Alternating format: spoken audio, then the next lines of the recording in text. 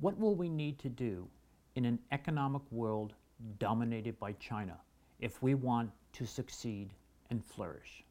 Today, our guest is Dr. Alan Middleton, the Executive Director of the Schulich Executive Education Center. Part of what North American executives and European executives have got to learn is who is this new competition. Is anybody who's not understanding what these Chinese organizations are really about and how smart they are is underestimating what the future is going to be. I'll use an example from China. One of our clients in China is the Beijing Communist Party. I complimented the head of the party in Beijing one day on having an incredibly bright group of people we just finished a training session with. His comment to me is, "Alan, why are you surprised?" He said, "Corruption's a huge problem in the countryside, but is less of a problem in the city, no worse than Europe or North America. So when we have a position open, I have about 5,000 highly qualified people applying for the job. So I'm able to choose the best."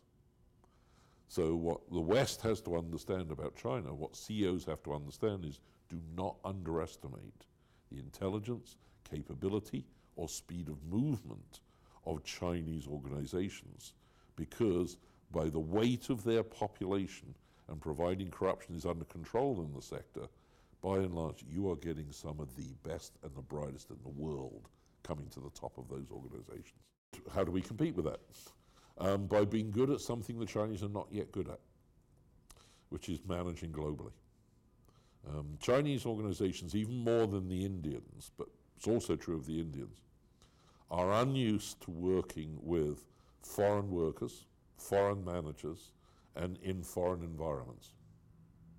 Some Western organizations have grown quite experienced in this. The ability to manage a myriad of different cultures to achieve your common ends without being clumsy about it. The ability of making sure the information flows around the organization rather than as it does in Chinese and Indian organizations, following what the Western organizations were like originally, which is flow up to the top and then back down.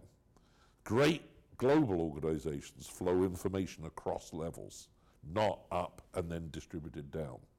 Because of the old hierarchical assumptions, following our examples from the 19th century, they've still got that slowness and that inexperience in dealing with diversity.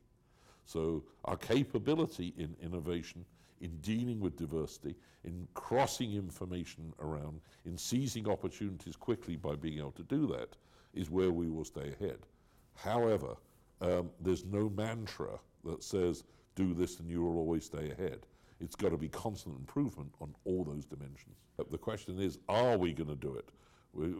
If we've established what we need to do to create innovation and growth, then the issue is, do we have the will to do it, and are we putting the money aside to do it? Unfortunately, Conference Board, Training Magazine, OECD figures all say the same thing, that in fact Canada is going in the opposite direction in spending of training of its staffs. We are now, according to the OECD, now lower than China in spending per capita business on off-the-job training. India's only slightly behind us. The US has also crashed in this process, but the US was high for a long time. Canada's been declining for a long time. And the challenge in Canada is, despite efficiencies in terms of training capability through technology, we are in real terms spending less and less each year on keeping the wide range of our employees, let alone our management staffs, up to date and with skills, with capabilities and competences. This is going to be a major problem.